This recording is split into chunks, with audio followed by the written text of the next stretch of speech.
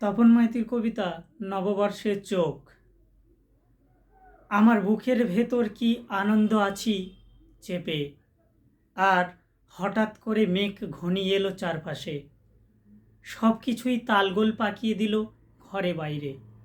সমস্ত আকাশের নীল মুহূর্তের মধ্যে যেন একটা মেঘের পেটে চলে গেল খুশির সব নীল।